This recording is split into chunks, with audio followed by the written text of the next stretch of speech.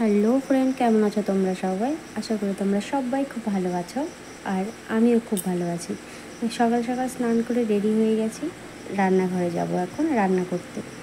আর আজ কী রান্না করব সেটাও তোমাদের সঙ্গে শেয়ার করব। তাহলে চলো রান্নাঘরে যাওয়া যাক। দেখো, আমি কড়াইটা অলরেডি গরম করতে বসিয়ে দিয়েছিলাম, তো তেলটা দিয়ে এখন আমি মাছের মাথাটা আগে ভেজে নেব। মাছের মাথা ভাজছি মানে বুঝতেই পারছো কী রান্না করবো। হ্যাঁ, রান্না করবো আজ মুগ ডাল দিয়ে মুড়ি ঘন্ট।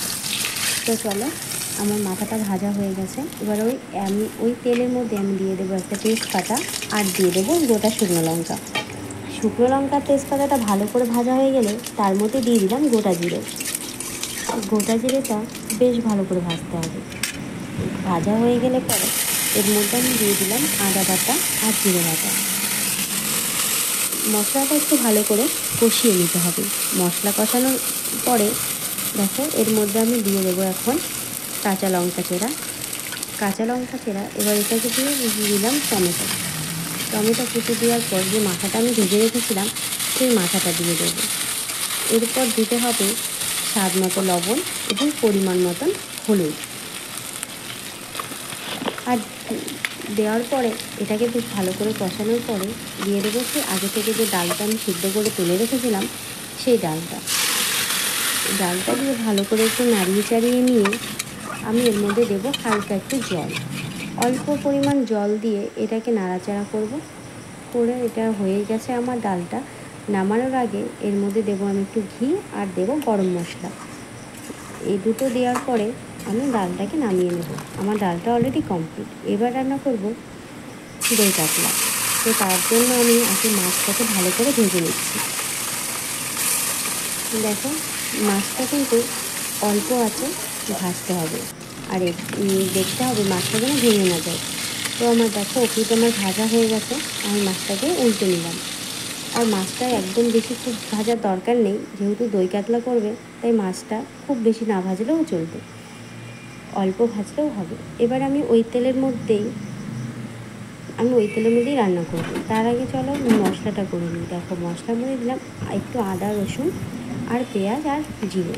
তো ওই তেলের মধ্যেই আমি গোটা শুকনো লঙ্কা, জিরে আর তেজপাতা দিয়ে ভালো করে ভেজে নিলাম।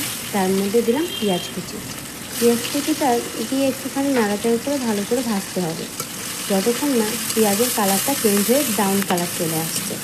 তো দেখো, পেঁয়াজটা আমার অলরেডি ভাজা হয়েও গেছে। এরপর আমি দিয়ে দেবো যে মশলাটা করে রেখেছিলাম সেই মশলাটা।